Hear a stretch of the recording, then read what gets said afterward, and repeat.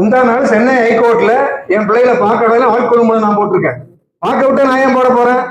எப்பவும் போன வருஷம் பார்த்து வச்சுக்கிட்டு என்ன இளைய பொண்ணு வந்து உண்மை கண்டறிய குழு போன உடனே நீங்க தான் உண்மை அனுப்பிச்சிருப்பீங்க, நான் சாதாரண உண்ணாவிரதம் இருக்க போறேன், நீங்க பிரச கூட்டு பொது மன்னிப்பு கேட்டா தான் நான் பச்சை தண்ணி குடிப்பேன் அப்படி என்ன சொல்றீங்கன்னு மூத்த பொண்ணு என்ன மிரட்டுது. இது ஈசா சொன்னதுனால அவங்ககிட்ட பேசல, நான் பேசவே மாட்டேன் அப்படின்னு அந்த வார்த்தையும் சொல்லுது. மறுநாள் அதுக்கு ஒன்றும் சொல்லல. என்ன முடிவு எடுத்திருக்கீங்க, பிள்ளைய பச்சை தண்ணி கொடுக்காம சாகட்டுமா அப்படின்னு சொல்லி மூத்த பொண்ணு கேட்குது. நானும் சாக போறேன், பிள்ளைய பச்சை தண்ணி கொடுக்காட்ட நான் ஏன் பிடிக்கணும்? நானும் அந்த முடிவு எடுத்துட்டேன். அப்ப எடுக்காதங்க, நாங்க என்ன செய்யணும் முடிவு பண்றோம். இன்னைக்கு வரைக்கும் இளைய பிள்ளையை பார்க்க முடியல. போன வருஷம் பார்த்து மூத்த பொண்ணு தான் பார்த்துருக்கேன். இளைய பொண்ணை 1.5 வருஷமா பார்க்க விடாம பண்ணிருக்காங்க. அதான் தற்கொலை பண்ண போறேன், ஈசா மேல பேர் ரிப்பேர் ஆயிடுச்சு, நீங்க வந்தாலே ஈசா பேர் ரொம்ப ரிப்பேர் ஆயிருது, உங்க அப்பாவால ஈசாவோட வருமானமே போச்சு, அதனால உங்க அப்பா அங்க வரக்கூடாது அப்படின்னு சொல்லி லோக்கல் முனிசிபல் சப்கோர்ட்ல என்ன கேஸ் போட்டாங்க. 3 வருஷம் கேஸ் நடந்தது. என்ன சொல்லி கேட்டிருக்காங்கன்னா, எங்க அப்பா ஈசாவுக்கு வந்தா ஈசாவோட பேர்ல ரிப்பேர் ஆயிருது, வர்ற கூட்டம் எல்லாம் ஈசா திருத்தம் முளமரத்தனம் பண்றாங்க அப்படின்னு திட்டிட்டு போறாங்க, அதனால வரக்கூடாது அப்படின்னு சொல்லி கேஸ் போட்டாங்க. 6 மாசமா அந்த கேஸ் தள்ளுபடி ஆயிடுச்சு. 3 வருஷம் நடந்தது. அப்போ பெற்றோர்களுக்கு எல்லா உரிமையும் இருக்கு, போய் பார்க்கலாம், அதனால உங்களை யாரும் தடுக்க முடியாது, நீங்க எப்பனாலும் பார்க்கலாம்னு சொல்லி என் பிள்ளை மூலமா போட்ட கேஸ் தள்ளுபடி ஆயிடுச்சு. இப்ப மறுபடியும் ஹைகோர்ட்ல போன வாரம் போட்டிருக்கேன், அடுத்த வாரம் நான் அப்பியரா போறேன், ஆட்கொள்ளும் போட்டிருக்கேன். மானுஸ் மேல இந்த குற்றச்சாட்டு சொல்லி அவர் கேட்க கூடாதுன்னு சொன்னா அப்ப அரசாங்கம் நியாயத்தின் பக்கம் நிக்குமா, சொல்றவங்க யாருன்னு கேட்பாங்களா?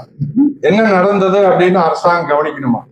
ஏன்னா நாங்க ஆதாரபூர்வமா நாங்களும் சொல்றோம், காவல் நிலையத்துல எஃப்ஐஆர் இருக்கு, அந்த எஃப்ஐஆர் எடுத்து நீங்கெல்லாம் பிரஸ் எல்லாம் போய் கேட்டு பாருங்க, அந்த எஃப்ஐஆர் காட்ட சொல்லுங்க, கோர்ட்ல இருக்கு, பதிவாயிருக்கு அந்த எஃப்ஐஆர், அதன் மீது நடவடிக்கை எடுக்காம இருக்காங்க.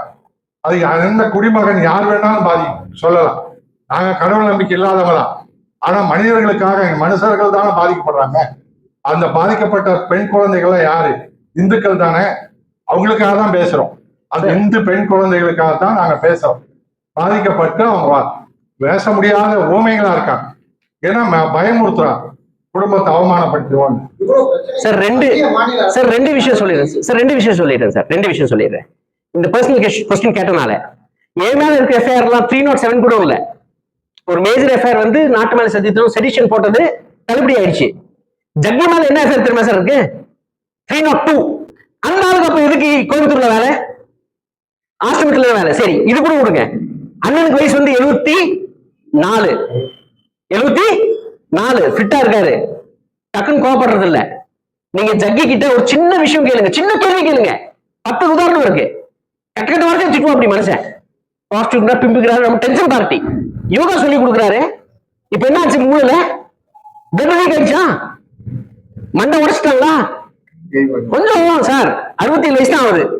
அப்ப இந்த யோகா கீகா நீ யாரு யோகா சொல்லி கொடுங்க கேட்கல, நீ யாரு இந்த ஆசிரமத்தில் நடத்துன்னு கேட்கல, உன் பொண்டாட்டியே பாதுகாக்க முடியல, மாசமாதி சொல்லி போய் சொல்லிட்டு இருக்க, நீ ஸ்பிரிச்சுவல் இது கொடுக்க கேட்கல. கூட நம்ம காம்ரேட் சிவான்ட்டு ஒரு டீமோட போயிருக்காங்க. கலெக்டர் தலைமையில ஹைகோர்ட் ஜட்ஜஸ் வந்து விசிட் பண்றாங்க நெக்ஸ்ட் வீக். அது செம்மன் சமாச்சாரமும் அப்புறம் ஏதோ ரிசார்ட் சொன்னார் அவரு. ஸோ எங்க இந்த என்விரான்மெண்டல் ஸ்ட்ரகிள் வந்துங்க ரொம்ப ஸ்ட்ரகிள் பண்ணி தான் ஒரு என்விரான்மெண்டல் ஸ்ட்ரகிள்ல ஒரு நிலையை நாட்ட முடியும். அதுல பயங்கர ப்ரெஷர், பண ப்ரெஷர் பயங்கரமா இருக்கும். So it's difficult situation.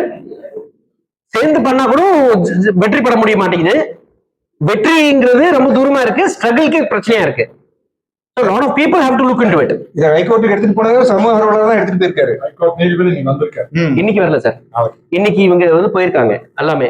District team போகுது, நெக்ஸ்ட் வீக்ல வந்துடுறாங்க. நாங்க நடவடிக்கை எடுத்திருக்காங்க. என்ஜிடி வந்து இந்த டைரக்டா கான்சென்ட்ரேட் பண்றாங்க. முன்னேற எடுப்பாரு. ஆனா வனத்துக்குள்ள வனத்தை ஒட்டி இருக்கிற இந்த ரெசார்ட்கள் மீதான நடவடிக்கை இல்லாம இருக்கிறது இப்போ வரைக்கும் ஃபாரஸ்ட் வந்து எமோஷனலா கொடுத்த தகவல் தான் இருக்கு. ஆனா வருவாயும் மாவட்ட நிர்வாகத்துறை இதை சேர்ந்து எடுக்கிறதுல சில அரசியல் இருக்கு. சில அரசியல் இல்லமா, முழுமையா அரசியல் தான் இது. முழுமையா பணம், அரசியல், கிரீடுக்கு என்ன சொல்லுவீங்க, பேராசை, இல்ல முழுமையா அப்படிதான் இருக்கு. System is rotten, system is corrupted.